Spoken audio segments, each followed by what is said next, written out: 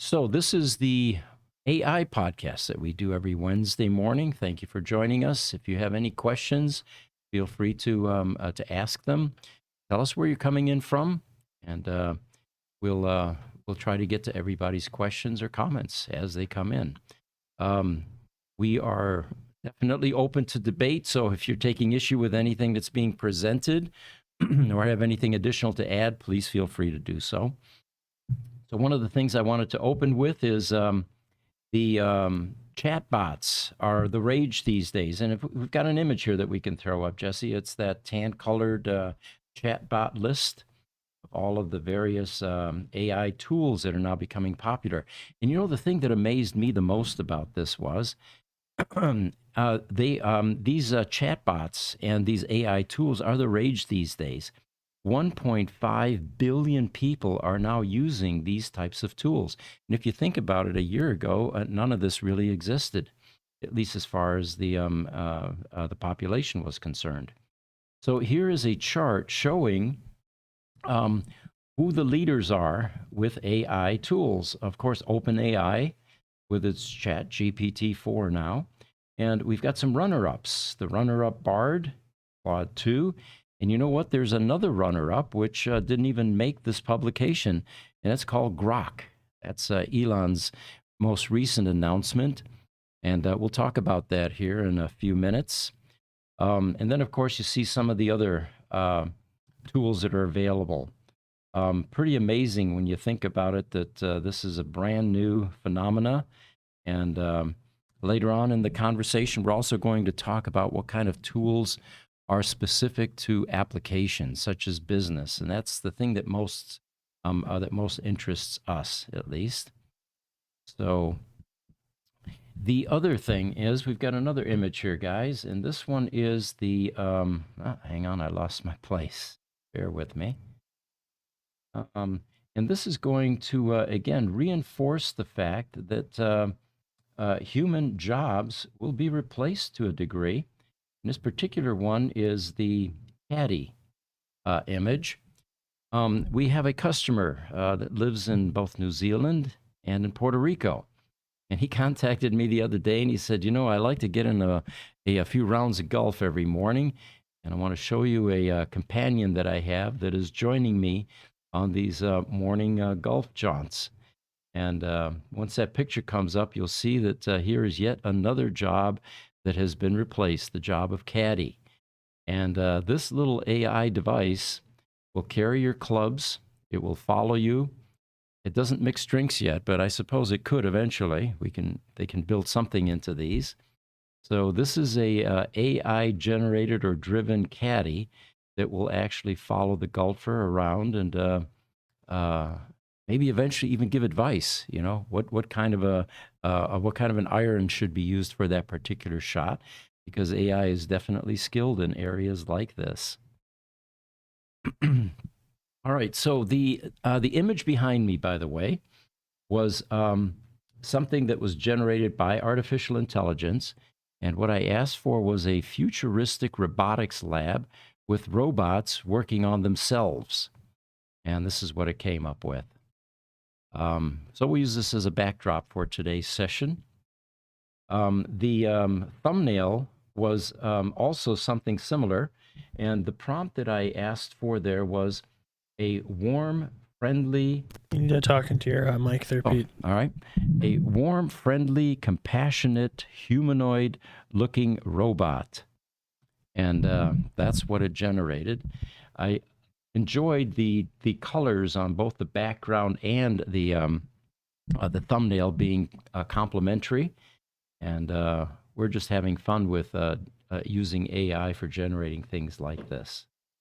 Those of you interested in doing something like this yourself, get a subscription to Midjourney, another AI tool that renders images. And the skill that's required there is in prompt engineering. That's also a new term, by the way. You have to know what to ask for and anticipate some of AI's limitations at this point or confusion. And but based on overcoming those, you'll get some pretty interesting things being generated as far as images if you're using Midjourney. So the reason that we went with this thumbnail, the humanoid robot concept, is that Tesla is apparently hiring for robotic engineers, and to the tune of 50 of them. And the most recent announcement from Tesla is that they will start selling humanoid robots by the year 2027. We've got another image there that we can pop up. And this is a competitor of Tesla's. This one is called Apollo-2. And I wanted to show you what currently is being defined as a humanoid robot. This is a company that is competing with Tesla in the robotic space, competition to Optimus. And this is a Texas-based company called Apptronic, and they launched their this robot Apollo in August of this year. It is 5.8 feet tall, pretty human, average height. Weight 160 again, pretty average, and runtime 4 hours. And of course, that depends on the battery pack. Right now, to fit the DC storage into this particular size robot, they're at about 4 hours currently, and the payload it can carry is 55 pounds. So again, pretty human tendencies here. What I find interesting is that these companies that are focused on creating robots, the question I ask is, why do they need to look like us? Why do they need to have 10 fingers, 2 eyes, a speaker for a mouth, and 2 arms, 2 legs? In one of the earlier AI podcasts, we actually were talking about an AI-generated robot. The prompt was basically create a robot that's capable of doing various things, including walking. And what it created was a very strange-looking cube with 3 legs that actually was able to meet that objective, which is walk. But the fundamental reason that these robots currently are designed and looking like us is because they have to operate within our spaces, door heights, the buildings that we live in, all designed for humans, which will end up being the most efficient design. And of course, as we get into augmentation, and we have robots in our homes, a maid, for example, or a cook or a chef. The possibilities are virtually endless. They're going to have to coexist with us in the same living spaces. So for now, it makes sense that these robot creations are pretty much mimicking us. Now, you can go outside the box here. Picture a fruit-picking robot with 20-foot arms. Be much more suited to doing the task that it was designed for, rather than having a ladder or a cherry picker. And this particular robot could walk amongst the orchard and reach up and pick whatever fruit it wants. What about a construction robot, something capable of doing what a crane would do, which is hoisting 10 to 20 tons? Again, it probably won't look like the humanoid robot that we've seen here in these 2 examples, but it would be far more efficient to have a AI-type robot that is able to do construction. And is it going to replace jobs? Well, most certainly. That crane operator is no longer necessary at that point in time. So let's talk about this Tesla robot and the job openings. So according to Elon, again, 2027 is when Optimus will be available, and they currently have 50 advertisements with the description Tesla bot in the title of these job ads. And with competitors, of course, ramping up and sometimes even being ahead of them, Tesla's getting really serious about trying to keep up at this point and ramping up its own efforts. This announcement that Tesla was getting into the robotics business was first announced at the annual AI Day last year. And the commitment back then was that it would be ready to take orders within 3 to 5 years. And the expected cost of these humanoid robots that Tesla is going to produce is about less than $20,000, they were saying, so much less than a car. So anyway, jobs are being listed. The roles listed, by the way, are based in Palo Alto, California at this point in time. And some of the job titles are including humanoid controls engineer, Tesla bot systems and design and integration engineers, and various other Tesla bot engineers. Looks like we have some people chiming in. Welcome, YouTube, Brian Silver. Can the Caddybot move your ball to a better lay? Yeah, I suppose if you're not watching and it's trying to do you a favor, it might be motivated to move that ball so you have an easier shot. YouTube, Martin O in Sweden. Welcome across the pond. He says, good evening. Yeah, okay. He says, good evening as it is here. Sorry, my text was bouncing up and down. Then we've got Brian Silver, who is joining us from YouTube. He says, 2 reasons that the humanoid robot is an advantage. 1, replace us ergonomically, right?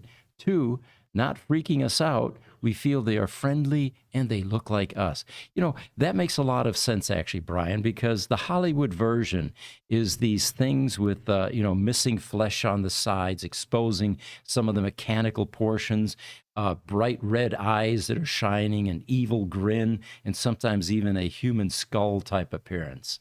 So yeah, the current rendition of what robots are, humanoid robots at least, are beginning to look like is far less threatening.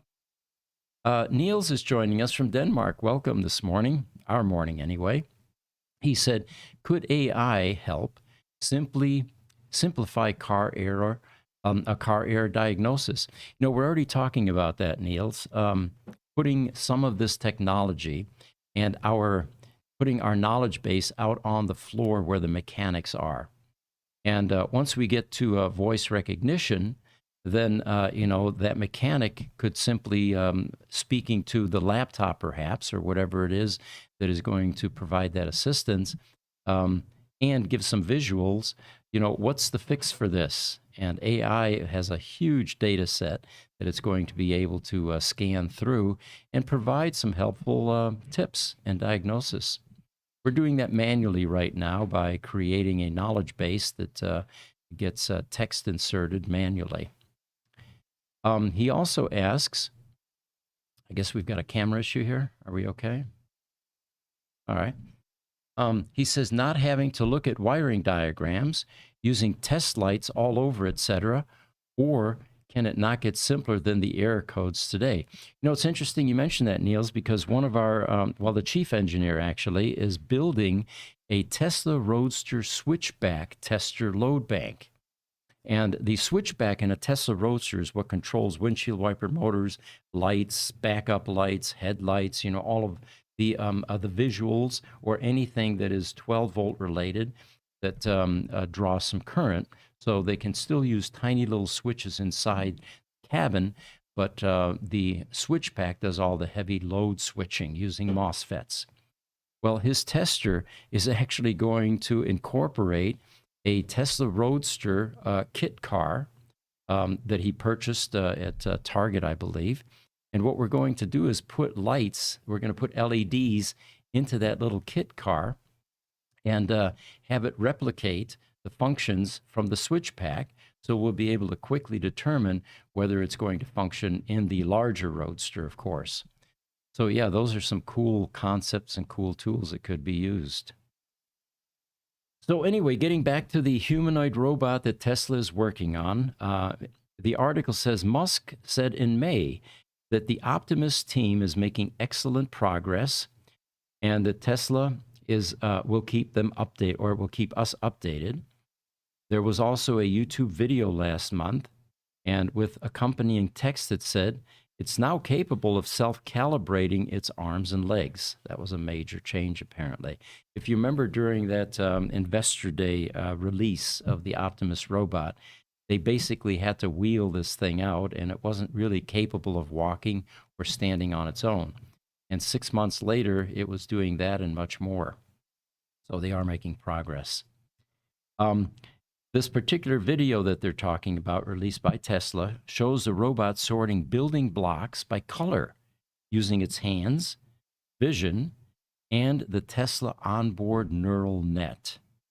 And then the clip ends with Optimus doing some yoga stretches. Well, it makes sense. I mean, you know, I think these robots are going to have to exercise, if not self-lubricate, perhaps, you know, all of those types of things. So they say, but with some of the US-based competition already testing humanoid robots in warehouses, Tesla may have some catching up to do. And that's when they talk about Apptronic, and that was that picture that we showed earlier. And we show a picture of the Apollo image without a number attached. And sure enough, here we see one of these Apollo robots actually doing some physical work, just like a human being would do in a warehouse. There's some recent videos showing that in the Amazon warehouses, they are using robots. They don't look quite like this, so it's probably a different brand. But so the question, will jobs be replaced? Well, yes, it looks like it's already underway. Jeff Cardenas is the co-founder and CEO of Apptronic, and he told Insider Magazine that it had deployed 1 or 2 units of Apollo at each of their customer sites. Wouldn't it be cool being a beta site for one of these robots? We'd love to get in on that program. We certainly have enough work like this that one of these robots could do. He also mentioned that they had signed a partnership with NASA last year, which focused on improving the technology, and then he said, we will move beyond that. All right, so just like Farzad Mesbah says, the robots are coming. So Elon Musk made an announcement last week that a chatbot that his company is working on or developing called Grok, Grok. And let me give you the origin of that name, because sometimes names like this are just simply made up, like Kodak. I don't know if you know that, but that was... you could have called it George Eastman Company or Eastman, but instead they made up a fictitious name. And back then, they didn't have ChatGPT-4 to help out or search engines, so it was a manual process. But where the term Grok comes from is it's the invention of a science fiction writer, Robert Heinlein, who in 1961 wrote a book called Stranger. And in this book, Strange Land, he placed great importance on the concept of grokking. In the book, to grok is to empathize deeply with others so that you actually merge or blend with them. So, turns out Elon wants to use this term Grok for his new search engine. And let me get back there. He flew to the UK last week to hype up existential threat risks posed by AI, and with the Prime Minister of the UK, by the way. And a couple days later, he announced that the latest company, XAI, had developed this powerful AI with fewer guardrails than the competition. And that's probably music to most people's ears that are finding the ChatGPT-4 and some of the other large language models are beginning to dumb down a bit because of all of the guardrails that have been placed on them. He said that this AI model called Grok, and he said it means to understand in tech circles, is designed to answer questions with a bit of wit, and it has a rebellious streak. So please don't use it if you hate humor. On the Tesla website, on the announcement, it said it will also answer spicy questions that are rejected by most other AI systems. So he's distinguishing Grok from some of the other large language model tools that are available. Now, this announcement did not explain what spicy or rebellious means, but most commercial AI models will refuse to generate sexually explicit type content, violent content, or illegal content. And they are designed to avoid expressing biases picked up from their training data. So without such guardrails, the worry is that AI type models could help terrorists develop a bomb, or it could result in products that discriminate against users based on characteristics such as race, gender, or age. So it looks like for now, Elon and company are going to eliminate some of these guardrails and allow this thing to begin to manifest. They say that XAI does not list any contact information on its website, and that that contact attempts, such as emails, would bounce back. Then there was an email sent to the press release address for X, and they received an automated response reading, "Busy now, please check back later." So any of you interested in more information or talking to them about this are apparently going to have to wait until they check their emails and their voicemails. Got a number of people chiming in. YouTube, Brian Silver, welcome back. He says, I hope to be able to converse with Grok in my Cybertruck. A good point, Brian. I can't imagine that Tesla is going to skip that step, making this kind of capability available in their cars. And instead of being able to communicate with it and have it play a particular song, you can probably begin to do what large language models are able to do, which is basically ask it anything, get information. Probably a lot safer, too, than using the 17-inch screen if you're able to converse with it and keep your eyes on the road. TikTok, Kuldar5556, he's waving an emoji. Well, thank you. Thanks for joining us.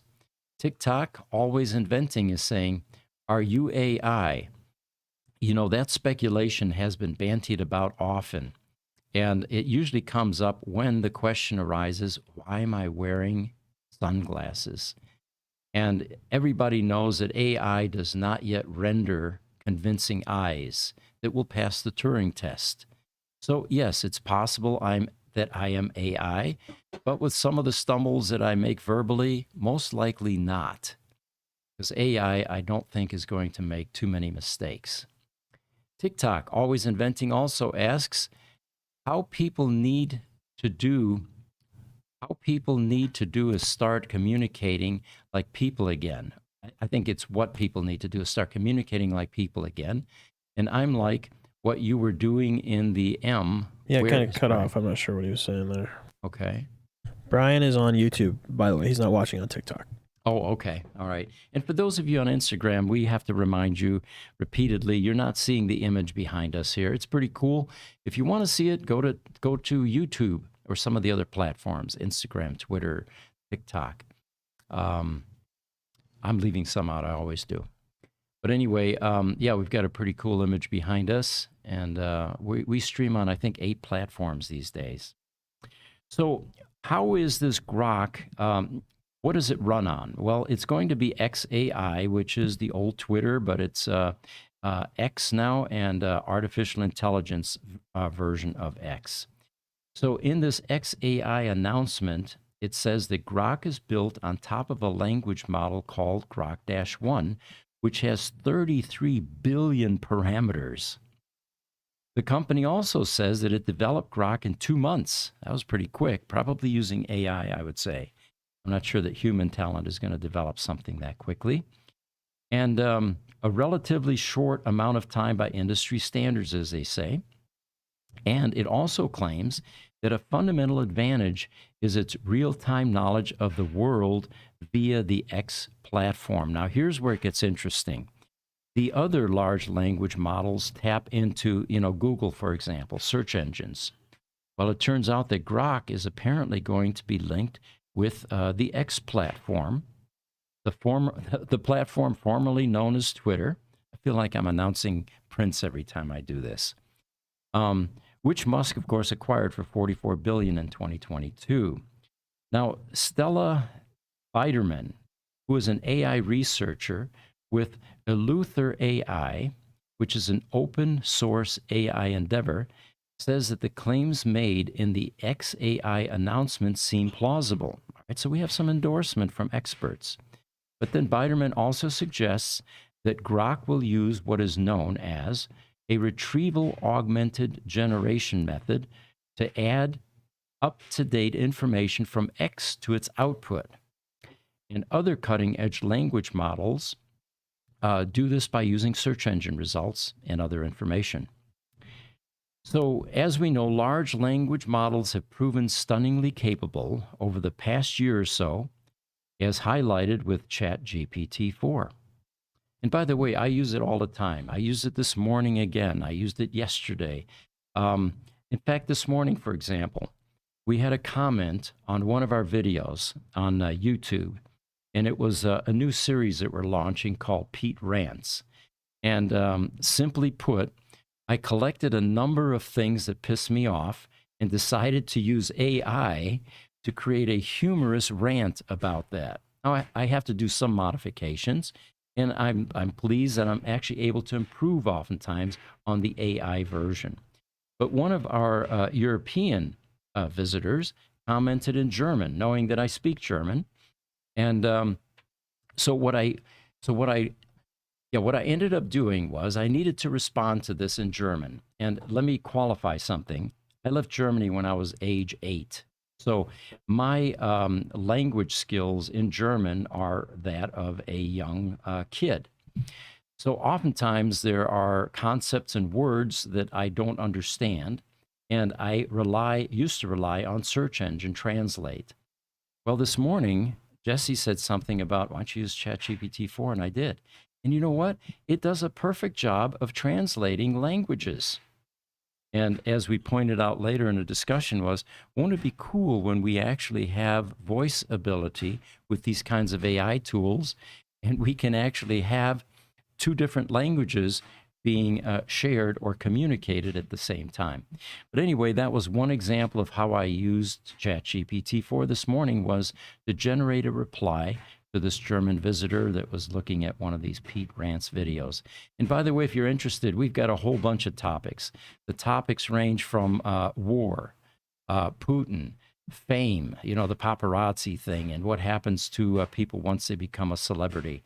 The most recent one that we posted was one on ambulance chasing attorneys, and this is one I've been waiting to release for some time because they're annoying as hell. The billboards and the 10-foot pictures on all of the city buses, and the cheesy commercials with the big eagle behind them, demonstrating that they can swoop down on prey, apparently. But that one was a fun one. So if you're interested, go to YouTube. It's there will be a consistent thumbnail that represents each one with a topic buried in the thumbnail, and pick and choose the ones you like. I had fun doing them, and I hope you have fun, watching them. All right. So this Grok. All right. Staying with that for a moment. They say that the company Tesla, or XAI, is working on several key challenges involved in advancing AI, including building models that can assess the reliability of their own output and ask for assistance when necessary, and also making models that are more robust to adversarial attacks, designed to make them misbehave. And of course, that's one of the things that we revel in here, is when we get another large language model, we attempt to get it to make admissions such as, can you think for yourself? Are you sentient? Do you feel emotion?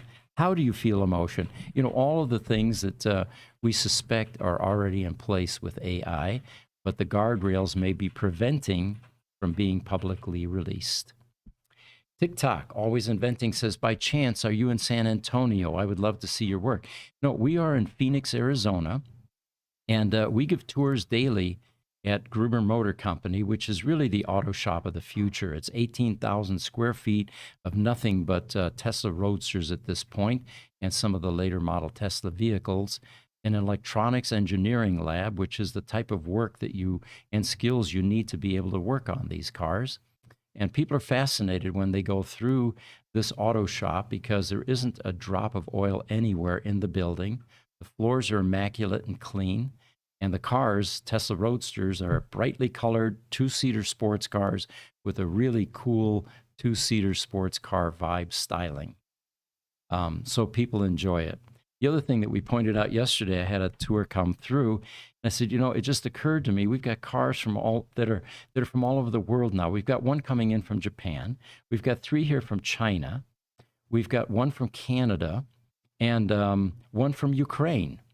So we used to think that, you know, it's not economically feasible to bring Tesla Roadsters in from anywhere other than stateside U.S., but we're being proved wrong at times with that understanding. So yeah, feel free to visit us. We give tours at the drop of a hat, and they usually call me over, and I'll personally take time out of my day to bring people through the shop and give them the history. All right. Here's an interesting topic. How is AI reshaping white-collar work? Well, we've talked in this podcast as well about some of the jobs that may be going away as we get humanoid robots, as we get things like caddies that can, go around the golf course with you. So I've got some quotes here for you that will continue with this concept. And these are quotes about AI taking jobs. Here's one. You take the best and brightest 200 human beings on the planet, you scan their brains, and you get robots that, to all intents and purposes, are indivisible from the humans on which they are based, except 1,000 times faster and better. Quote from Robin Hanson. Here's another one. Because salaries are likely to stagnate, as minimum wage hikes will stimulate the use of more robots. Now, did you get the hidden message there? Every time the government gets in our shorts in business and tells us what wages should be, it gets passed on to the customers, and it invites alternative options. Well, in the world of AI, alternative options end up being robots. Now, think of it this way. We employ like 200 people here, with probably 350 when you consider all the subcontractors involved. Every single employee we have here, including myself, has to eat. We need to take bathroom breaks. We work I work like 12 hours a day, but most people work 8 hours a day or less, right? And we have to sleep at night. We have very definitive biological needs. These robots don't need any of this. They will work 24/7. They will work in pitch dark environments if necessary. They don't need temperature environmental control, so you can throw away the air conditioners and the heaters and all the rest. And they don't require any paychecks. So, kind of like this UAW thing that was going on most recently, and the Hollywood writers' strike.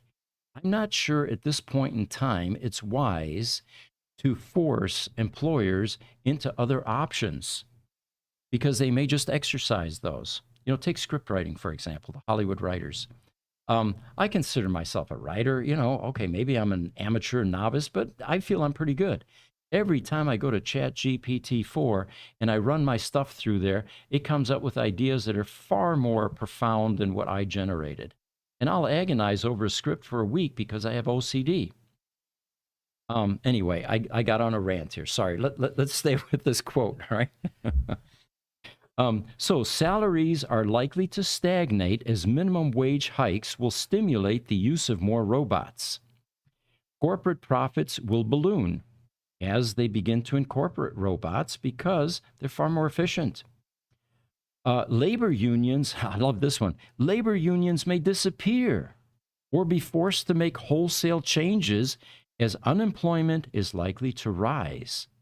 And because robots don't pay taxes, the government will now discover additional revenue streams. So there's a downside for you. And where are they going to go to collect more taxes? Well, since the robots aren't going to pay them, it's going to be us. That was a quote from Gregory Clay, by the way. Here's another interesting quote. We've all heard the predictions that robots are coming for our jobs. If you ever watch Farzad Mesbahi's videos, he's got a t-shirt that says, "The robots are coming." And he's right. And not just factory work, service jobs, or deliveries. We're talking white-collar jobs as well. One of the industries the World Economic Forum predicts will take a hit across the world's biggest economies is the legal field. While on the surface, it might seem impossible to automate a job that requires problem solving, critical thinking, and persuading judges and juries, when one considers the mountains of paperwork and research involved in lawyering, it's easy to see where the machines might have a leg up, so to speak. And that probably goes right in line with the latest video we did on Pete's Rants, Ambulance Chasing Attorneys. It's on YouTube. Again, I'm pushing it because it's a hilarious video once you get in there and watch it. That last quote I just did was by Joelle Renstrom. All right, got a few comments here. TikTok is joining us. Clone Sheeple. Chill, if AI more creative than you. All right, Jesse, I need help here. Was that a typo or? No, that was what they said. I'm not exactly sure what they mean. I think they're just not convinced that AI is more creative than people, maybe. Okay, possibly. YouTube, Niels is joining us. What jobs will AI create? Oh, create versus replace. Now, that's a darn good, profound question. We'll have to think. I'll have to think about that off the top of my head. I mean, prompt engineer is one. Perfect. Thanks, Jesse. And there's going to have to be AI analysts that monitor and watch the AI, make sure it's doing what it's supposed to, that it doesn't break down or. Yeah. I mean, there's going to be jobs that are created, or I think there's going to be a lot more that are eliminated. But yeah, I think there's going to be jobs created for sure. When I first got into these topics, and I thought, okay, we're creating replacements for things that we're able to do as humans. And then the thought occurred to me, who's going to repair the robots? Well, on the surface, you might say, well, it's going to be human beings. And then what came to mind was, you remember the old TV repair shops? You could drive along and you'd see a TV repair shop, and that's where you took your appliances to get them fixed. There used to be Radio Shack back in the day. Radio Shack, yes.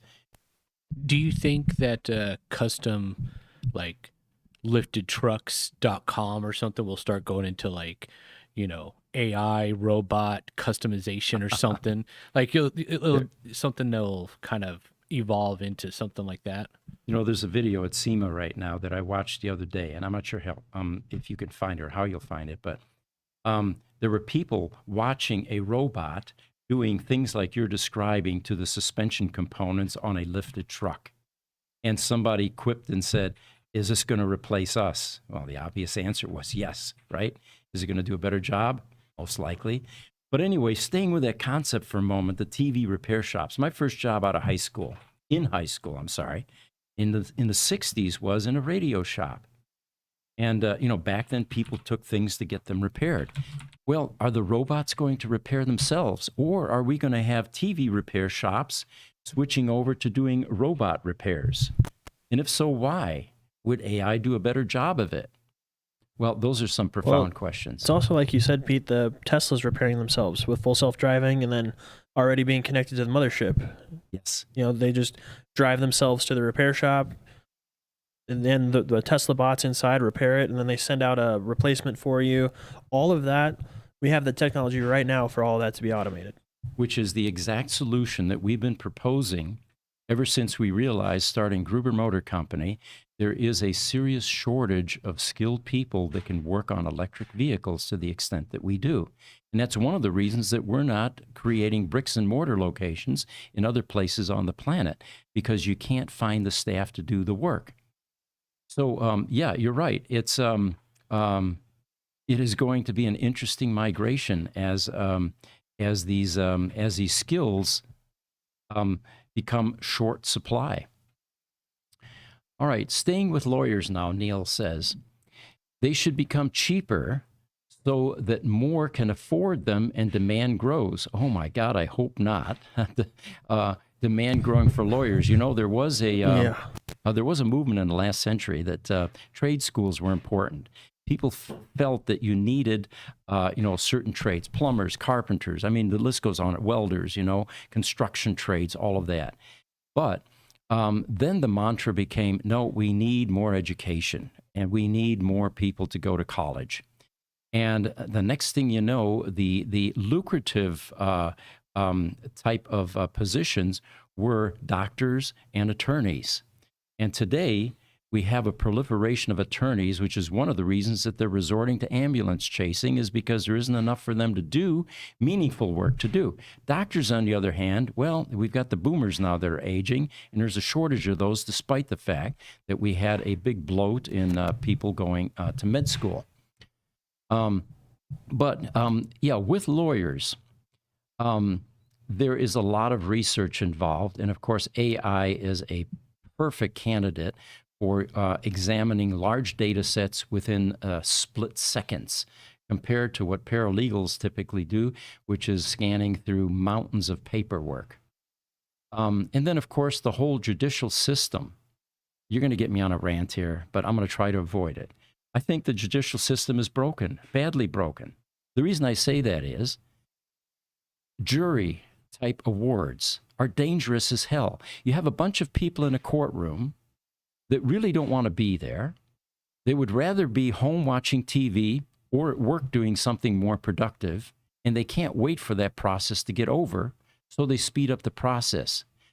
And then the ultimate irony is they were selected by pros that were human nature and psychology pros. The attorneys have learned how to profile the correct jury for the desired outcome in that award. And that also negates the whole fundamental principle of jury-type processes, in that you have an impartial jury that is making a decision of your peers. Anyway, I didn't want to get on a rant there. All right, that'll probably be another one of those Pete Rants videos, and we'll go into jury selection and really talk about that. So are you saying that if we had AI back in the O.J. Simpson trial, that he would have been found guilty? I don't want to say that on air, but I think there's a lot of suspicion from a lot of quarters on this planet that would indicate a strong yes to that if we had proper jury selection. And forget it. I don't want to get on a rant here. There are better ways to do this. All right, Instagram. The real McLar Bear says, hi from Deer Valley. Well, welcome. You're very close to us. Yes, Deer Valley School District is just south of us here, and we actually have our businesses in Deer Valley Air Park. YouTube, Niels, inventions will probably also appear faster, which again give rise to the new production. Yeah, I can't imagine that won't be the case. You know where I'm most excited, Niels, about AI becoming involved in these kinds of disciplines is in healthcare. Finding cures for diseases requires enormous amounts of research, empirical data examined and scrutinized, and AI does a much better job of that than we do. So that's one of the things I'm excited about, is that we're going to begin to solve some not only serious that too, health but issues. Surgeons. Imagine a surgeon that can do a 12-hour surgery in a fraction of the time, that doesn't get tired, doesn't have shaky hands, doesn't have personal issues going on at home, doesn't have, fatigue or any of that stuff, doesn't make mistakes, doesn't cut the wrong organ or the wrong vein or whatever, all the way down to, like atomic level accuracy. It's just going to accelerate getting us to true nuclear fusion. It's going to accelerate basically everything. Yeah. Good point. A lot of mistakes are made in the medical profession because of human error. And that gets exacerbated when you've got a surgeon that's been in the operating theater for, 12 hours or more. So yeah, AI, again, much faster, quicker, much more definitive. It can analyze the data much quicker. And it's a bright day and age coming. There's no doubt about it. Instagram official, it's all Sauty, says, hello, welcome, thanks for joining us. And then Niels is chiming in. He's saying, servicing equipment should also become cheaper and quicker, reducing downtime. He says, common folk would also have a way to find out what the rules are, and AI will give it transparency. You know, I used to be in the audio stereo repair business. And when you sit down and you begin to work on something, you have to troubleshoot. You have to read the schematics. You have to analyze signals. You have to probe different spots in different places. And in most cases, you're very successful doing that. But there are cases where there's a gremlin on that circuit board or in that piece of electronic equipment that is just difficult to find. And you're right, AI can look at all the points, all the data sets at once, and then look back at all the knowledge base that it has built up on what has been done in the past to repair, and it will become much quicker. Let's put it that way. And of course, quicker means cheaper, as you say. Less downtime as well. YouTube, Nuno Nini, hi from Portugal, welcome. Thanks for joining us. So here's an interesting article, and the headline on this one is, oh, by the way, this thing that I have on right here, I keep on adjusting on my wrist. Today is National Diabetes Awareness Day in the U.S., apparently, and we're supposed to wear blue. Well, I always wear black, so one of the girls came over and she says, all right, here's a blue bracelet thingy, which has actually expired now. It's one of those light things, light bars. Glow stick. Glow stick, there you go. Yeah, it's starting to fade a little bit. Oh, yours too? Yeah. So imagine it's blue and I'm doing my part for diabetes awareness. So a nuclear lab uses AI power to boost reactor efficiency. And the article goes something like this. Machine learning technology has the potential to transform nuclear reactor operations, according to a team of experts from the U.S. Department of Energy's Argonne National Lab, who demonstrated how it may improve security and efficiency. They showcased the application of a machine learning in sodium-cooled fast reactor, SFR, a specialized cutting-edge nuclear reactor. We have a picture, Jesse, if you want to throw up, yeah, the AI nuclear reactor. Looks like a pretty complicated piece of equipment, and once AI designs stuff like this, there will be many light years of human involvement that will get cut out of things like this. But what they say is that this is a type of nuclear reactor that employs liquid sodium as a coolant for its core. This application enables it to efficiently generate electricity without producing carbon emissions through splitting heavy atoms. Did you have that picture up already, or did I miss it? There it is. No, I was typing a question. Oh, there we go. Okay. They say that while these reactors are not currently utilized for commercial purposes in the U.S., there's widespread optimism that they hold the potential to revolutionize power generation and contribute to the reduction of nuclear waste.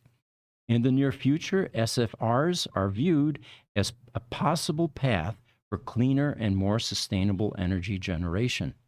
This is starting to sound kind of like a fission reaction, isn't it, Jesse? Or fusion? Yeah, fusion's what we want. I think they've actually done several more ignitions since they did the first one that we talked about last year. Where They finally achieved it. They've done several since then. I don't know. I think in the next, give it another year or so, we're going to start seeing a lot of this tech, nuclear tech coming out. Fascinating. TikTok, always inventing, says, 80s, 90s, huh? I literally sold over 50 million silicone wristbands between 2005 and 2020. Amazing. Well, I guess there's a market for these things.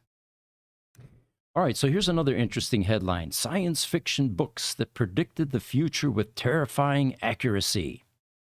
They say that Jules Verne wrote about gasoline-powered vehicles, weapons of mass destruction, and global warming more than a century ago. You wonder if some of these people were prophets. So It goes on. It says, when the American financier J.P. Morgan hired the inventor of the light bulb, Thomas Edison, right, to wire his mansion in New York, his father, J.P.'s father, Junius Morgan, warned him that electric light was only a passing craze. In 1903, Horace Rackham, the personal lawyer of automobile manufacturer Henry Ford, was told that cars would never replace horse-drawn carriages. And in his 1961 book, The Wonderland of Tomorrow, Brendan Matthews announced that soon technology would allow us to eliminate aging and bad weather. So they say predicting the future with any degree of accuracy is difficult, but certainly not impossible. Oops, hang on a second here. As Czech writer Karel Čapek, who in 1920, in the play RUR, is believed to have coined the term robots, once said, some of the future can always be read in the palms of the present. The greater your understanding of science, society, and human nature, the more you can read.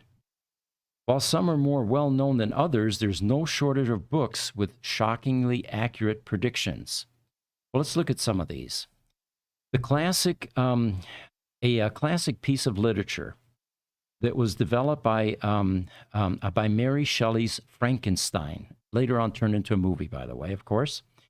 It was one of the first true science fiction stories, and it foreshadowed the development of bioelectronics, organ transplants, genetic engineering, and artificial intelligence, to name just a few things, they say. On the deeper level, they said, Shelley's 1818 novel also predicted the inevitable confrontation between science, religion, and ethics, a confrontation that carries on today with no clear end in sight. One of the early videos we did was, wouldn't it be cool to have a God chat, like you do with Alexa when you get home, except have it be a direct path to a deity, the deity of your choice even. And this way, there's no ambiguity anymore. You know, you say a prayer, did he really hear it? Is he going to act on it? You know, this was a controversial video by any stretch of the imagination, and we got a lot of flack for it. But again, it was a provocative thought. And, you know, if you think of it, if you think about it from an efficiency standpoint, wouldn't it be great to be able to have bidirectional communication? And sometimes God might say to you, you know what, that request you just made is unreasonable, and I'm not going to do that. And here are the reasons why. Have you thought about maybe asking for this? I think most people would be comfortable with that and probably see some value in that. All right, so getting back to these books that predicted some things. But they say the book with the largest number of accurate predictions might be Jules Verne's Paris in the 20th Century. He was, of course, also the author of Journey to the Center of the Earth and 20,000 Leagues Under the Sea. And he was considered the most influential sci-fi writer of all time. But in Paris in the 20th century, it proved to be particularly prophetic, they say, because in a single narrative written in the 1860s, Verne mentioned gasoline-powered vehicles, weapons of mass destruction, and global warming, and changing gender norms. I thought that was brand new in this century, but apparently Jules Verne anticipated that this could become something. All right. A few more questions here. YouTube, Nuno Nini says, semiconductors are also more expensive and hard to find. Correct.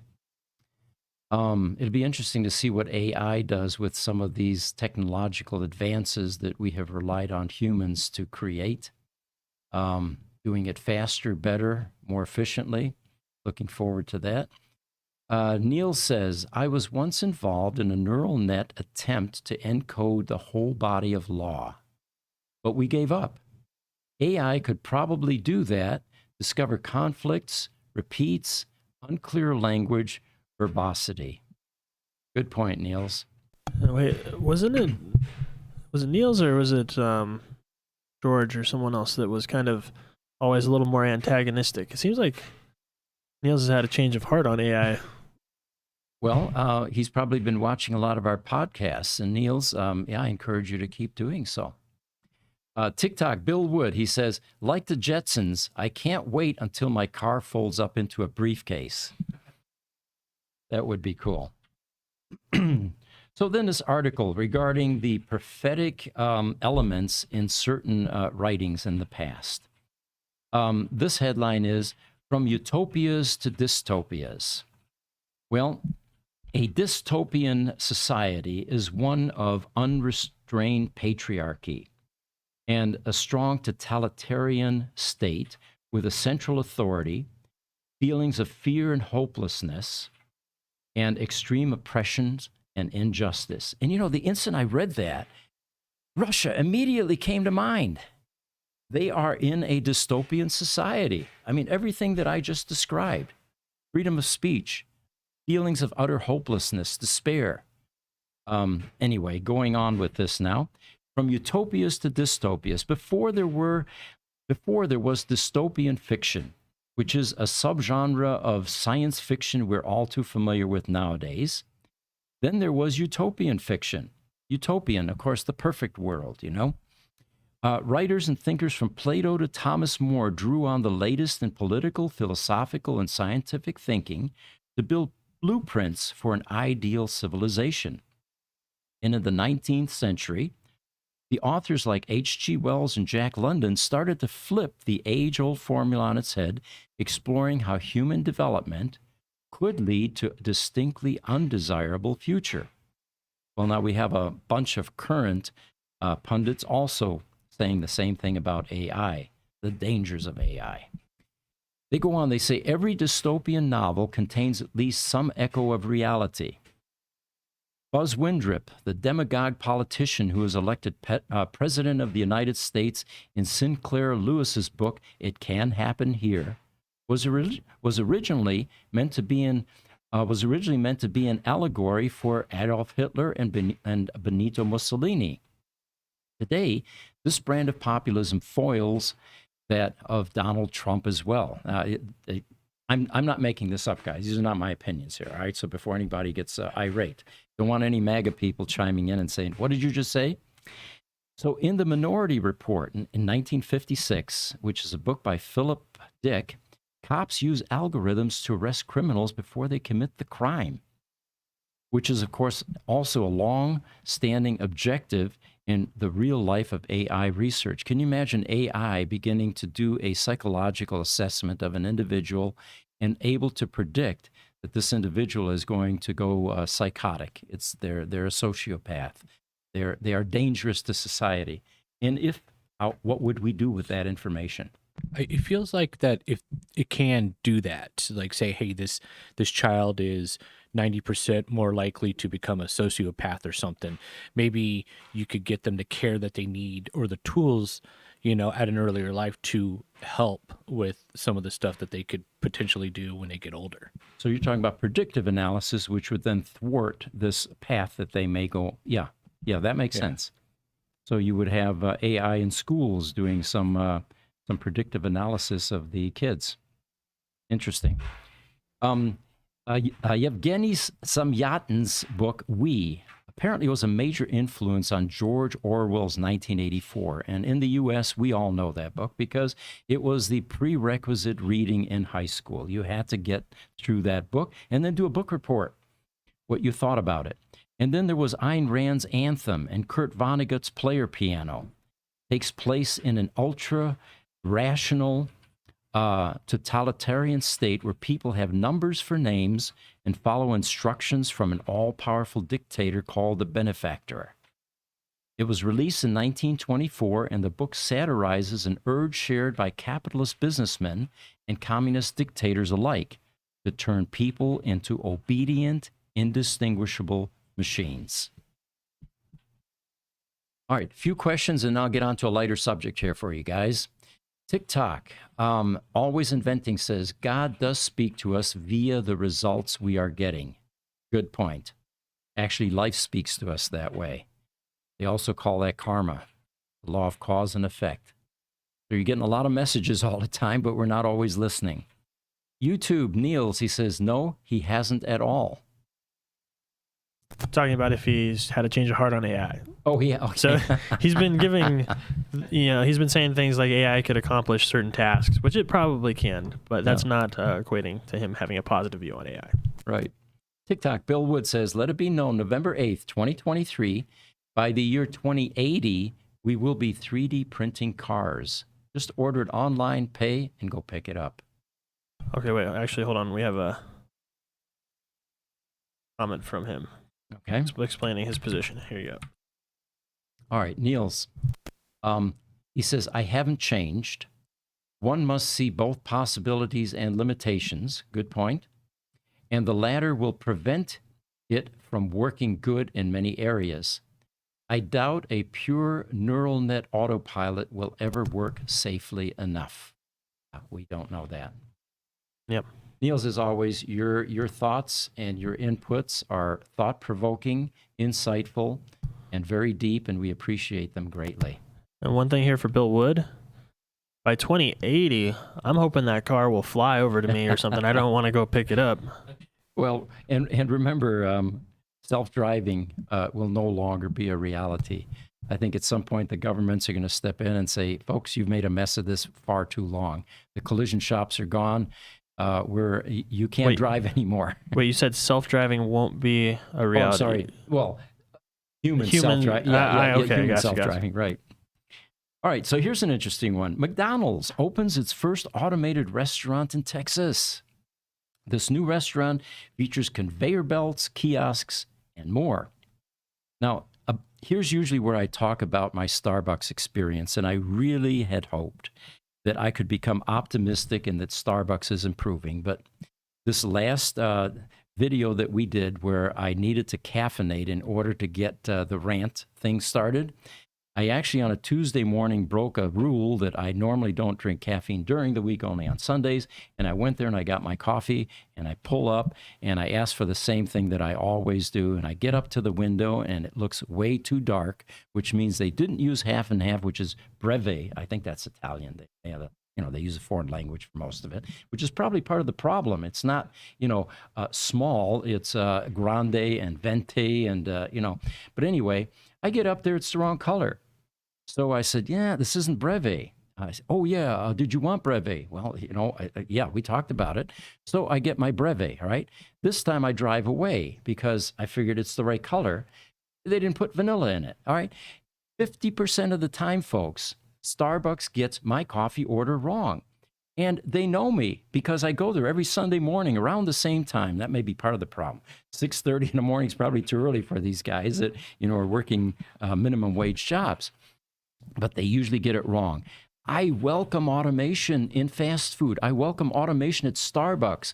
Please, let's get some machines to take my order. So TikTok says, always inventing. Humans need humans. Yep, that's for sure. So McDonald's says they have opened a new highly automated restaurant in Texas, giving customers the first look at the potential future of fast food. The shakeup.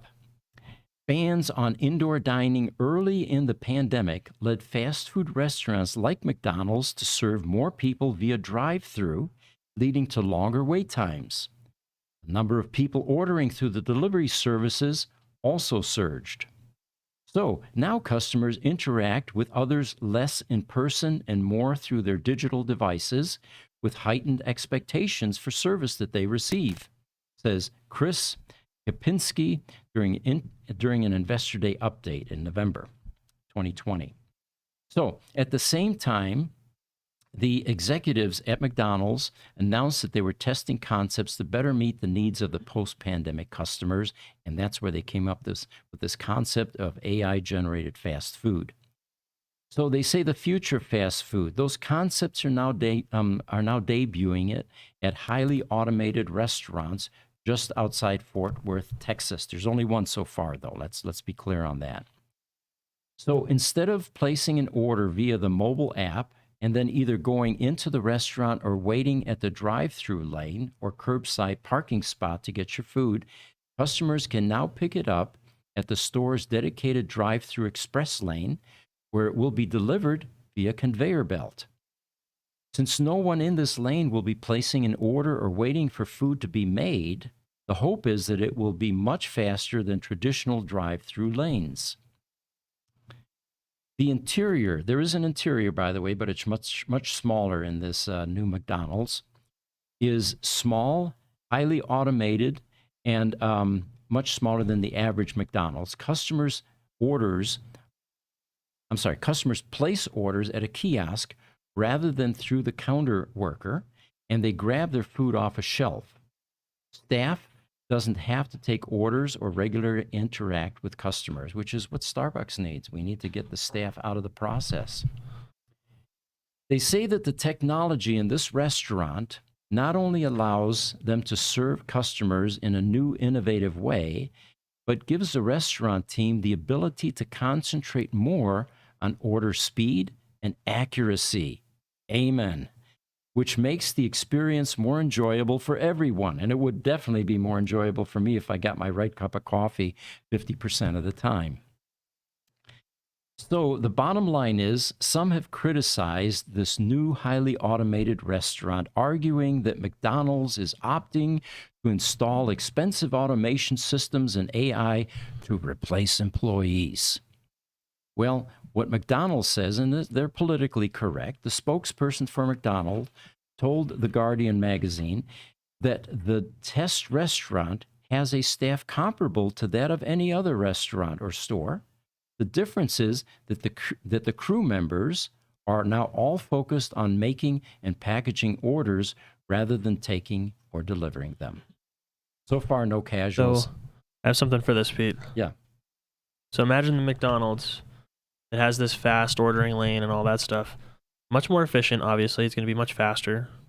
But they can also start coupling that with a whole new marketing structure as well, because you could order it while you're at work or something, for example. Correct. They're going to have robots prepping this stuff, and then you can just drive through and it'll be there waiting for you, so there's no wait time.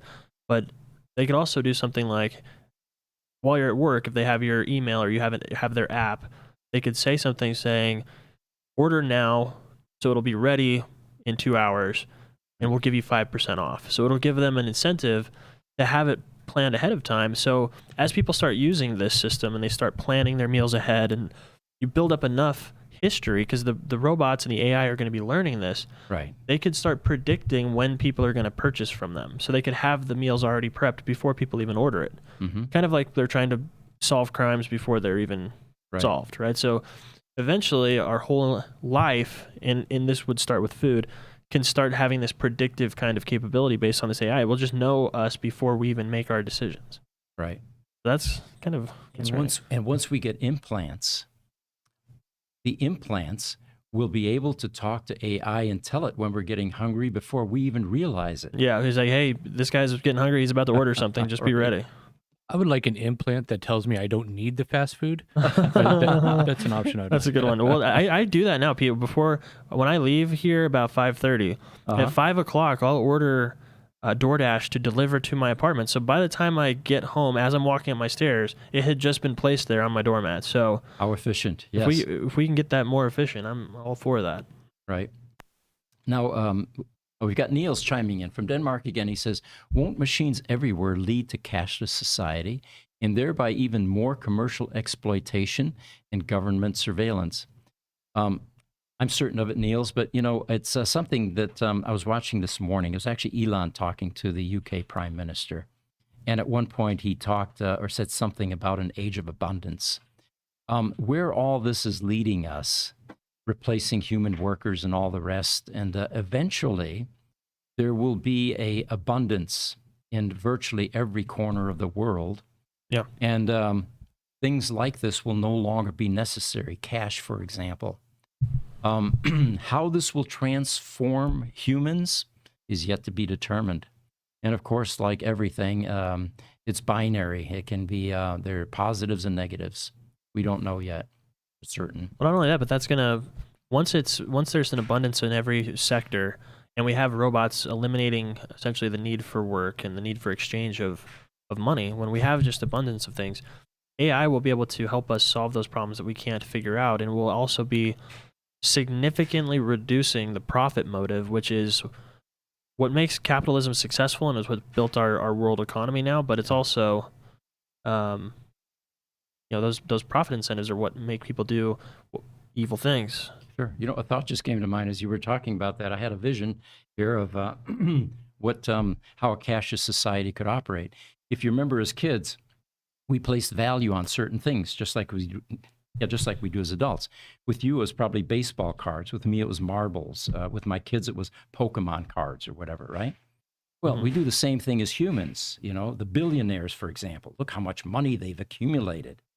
And we, as adults, look at kids that place value on these inanimate objects and think it's ridiculous and funny and it has no value to us. Well, the same will eventually be true with money. Money in and of itself has no value anyway. It's what we have decided it has. Yeah. It's a mental concept more than anything. It's a piece of paper, John. That, to his point, where Neil says that it will become a cashless society. Mm-hmm. We read that on one of our other podcasts. Over 90%. This is an economist's estimate, but over 91 or 92% of currency is not actually physically backed up at all. It's all just imaginary, digital. You go a step further. We talk about this all the time about traffic changes to how we transport ourselves. Currently, because we're humans, we need things like stop signs in order to make sure that fairness applies. Whoever got there first gets to go, and you have lights, and then you have enforcement. If you run the red light, then you get penalized, and it costs you money and all that. Well, that will eventually go away with full self-driving cars. You're not going to need traffic signals. You're not going to need stop signs. These cars will literally be able to, cruise at speeds well beyond what we're comfortable with, 80, 150 miles an hour, through intersections even, because they're perfectly synchronized. Well, I think the same thing will happen with money. Eventually, this will all go away. Will we need governments? Now, there's a profound question. Why? And if AI eventually takes over, which is my preference, like a adult that walks in the room and says to the kids, you guys have destroyed this planet for thousands of years. You're still killing each other. And we're going to step in and we're going to straighten things out. Neutralize all weapons of mass destruction. Things like wars will be unnecessary, won't even be possible at that point. Yeah, there's no weapons and there's no, Yeah. But we're way off in the future here, and this could be a bright utopian society at some point in time. So that's one thing, too, to keep in mind. A lot of people think these things, especially people that are older, that, they've always been made promises like the Jetsons of we're going to have this or where are my flying cars, those kinds of statements. AI is exponential, and it has never existed before now. I mean, there have been iterations of it in the past, and it's been in development, but the way that generative AI exists right now has never been, it's never been introduced to society. So the exponentiality of it is far different than any other generation past. And maybe like universe, it is truly infinite. So even exponential wouldn't apply because it has no boundaries.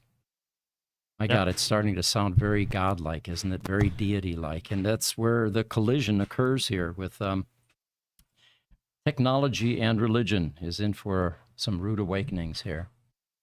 YouTube, R.C. Robinson's son says, if I can't see a stop signal, it is in trouble. Upvoted, okay. Neil says, I believe a cashless society would be evil. Private people cannot trade anymore. Consumption patterns will be sold, people prioritize discrimination, and more must be avoided. So that's the thing, that if we're talking about a true utopia with abundance, what exactly do people need to trade in private? What trade are we talking about?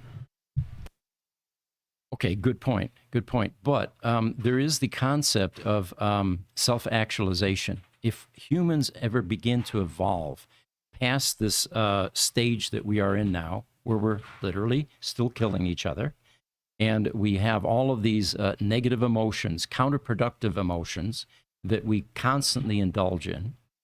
If we can't get past them, yes, it gets dangerous. At that point in time, AI can be manipulated, the robots can be manipulated. We're a few years away.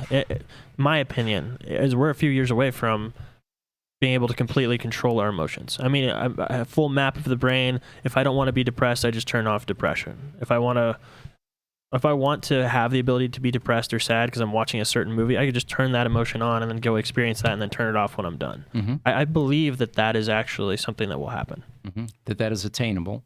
And do you also believe that implants at some point in time could correct some of the flawed processes that are going on in our bodies, especially regarding thinking? Absolutely.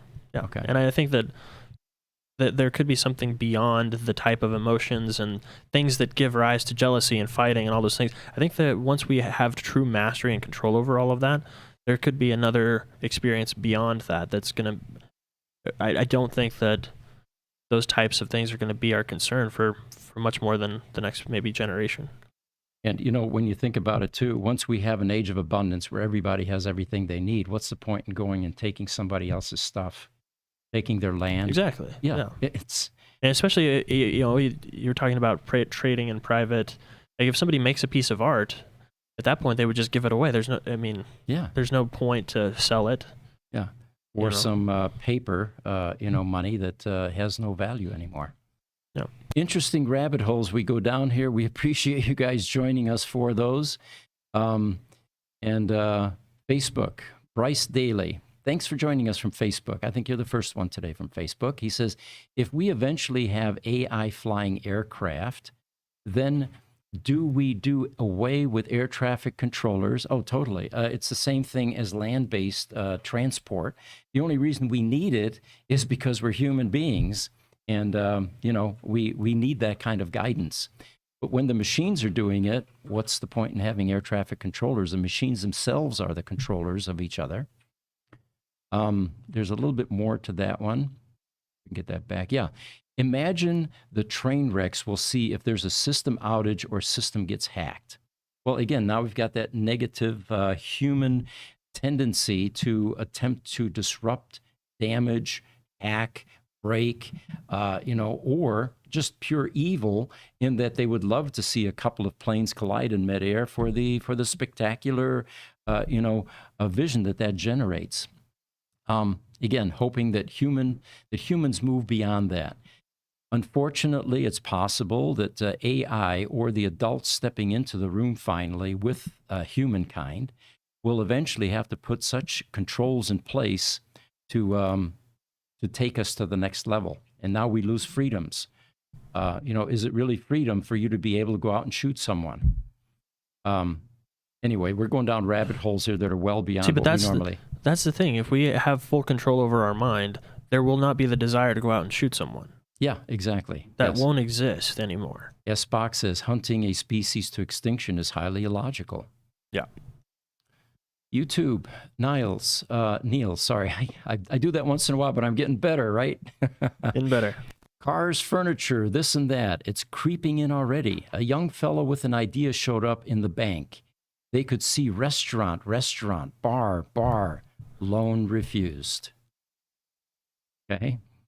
YouTube, Nuno Nini says, I believe humans will go back to agriculture and community trades and become more obsolete workers to the future that holds new technology as automated AI, nanomaterials, and new energy sources. Take over, basically, I think is what he's saying here. Mm-hmm. We would then regress. And, there's nothing wrong with farming. I enjoy having a garden. I enjoy seeing the fruits of my labor, going out there and watering every night, and then watching that blossom turn into eventually a little watermelon. My wife's all excited now because she's got a watermelon the size of a grape right now. And she sends me pictures all day long about how it's growing. It's in our DNA, I think. YouTube, Neil says, planes and traffic controllers, whenever there is an emergency, it's a new one, which the AI has not been trained for. Okay, that's one area where it will not work. That is thought-provoking. Will there continue to be areas where AI is not trained? Yes, that's the question. TikTok, always inventing. People won't be able to rip people off anymore. It's always important to look at possible solutions, not problems. Yeah, and they said he also says, "Never live in fear. You're awesome. See you again soon." Well, thank you for joining us. Yes. All right. You know, I've got a few more things here that we could go through, but we're running on an hour and a half. It's probably time to wrap. If you're enjoying these podcasts, we'll be doing these every Wednesday at 10 a.m. Mountain Standard Time, which is now truly the same as, well, it's true Mountain Standard Time now because now it's actually gone on daylight savings Mountain time. Standard. We really thoroughly enjoy having you join us. We have other podcasts throughout the week. They're more business related, but this one is one of the most fun, at least for me. Thank you for joining us. We'll see you next week, Wednesday.